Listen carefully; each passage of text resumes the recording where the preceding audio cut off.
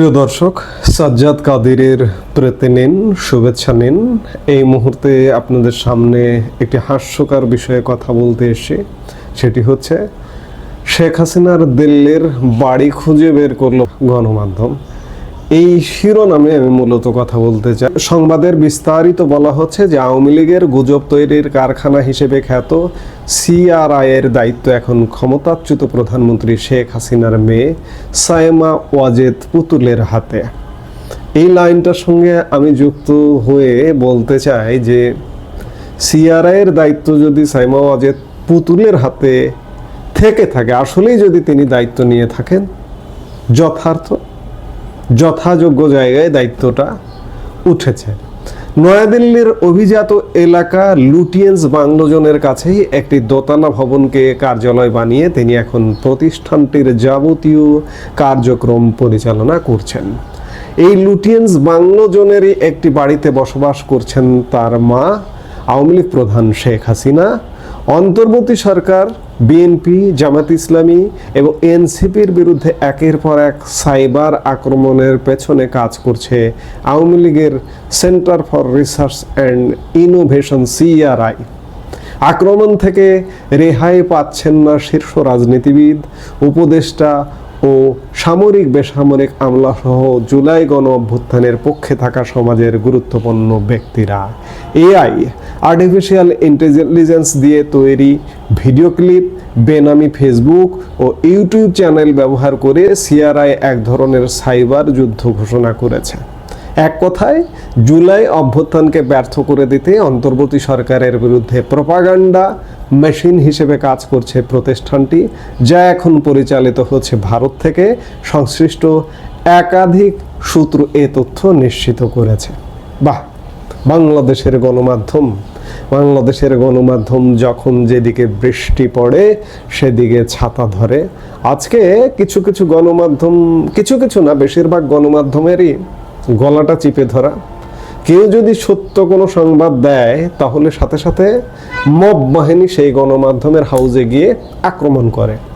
এটি একটি কারণ প্রথমত। আরেকটি কারণ, আমাদের দেশের গণমাধ্যমের ভুল পাল্টানোর একটা ব্যাপার আছে। যখন যে সরকার থাকে তখন সে সরকারের গুণ গাইতেই ব্যস্ত থাকে আমাদের দেশের গণমাধ্যম। এখনো সেটা আছে, সেটা হয়েছে।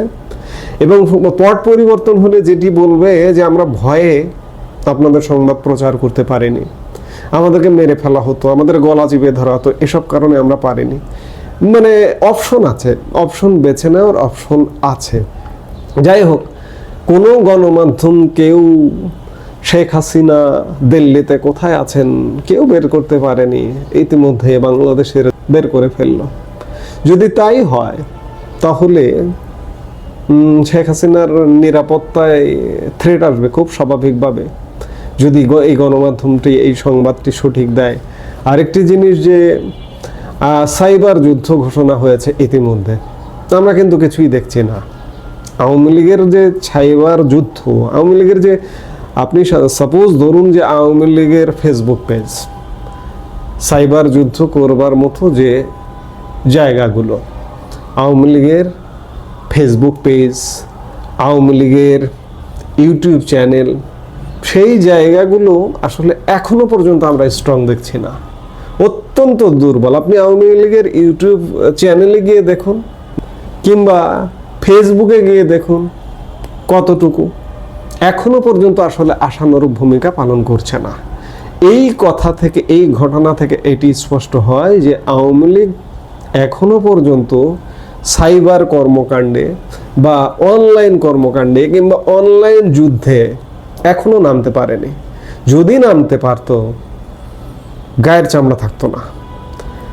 আওয়ামী লীগের প্রচার, প্রপাগান্ডা বা মিথ্যা গুজব ছড়ানোর আসলে প্রয়োজন নেই। তো গত একটা বছর উপদেষ্টাদের কর্মকাণ্ড মানুষ দেখছে, গত একটা বছর দেশের অবস্থা মানুষ দেখছে।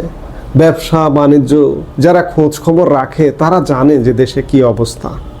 কাজে এই সংবাদটিতে যে খবরটি দেওয়া হচ্ছে, এই সংবাদটির খবরের সত্যতা নিয়ে যথেষ্ট প্রশ্ন আছে। সাইবার যুদ্ধের আসলে আমরা কিছুই দেখিনি, দেখছি না।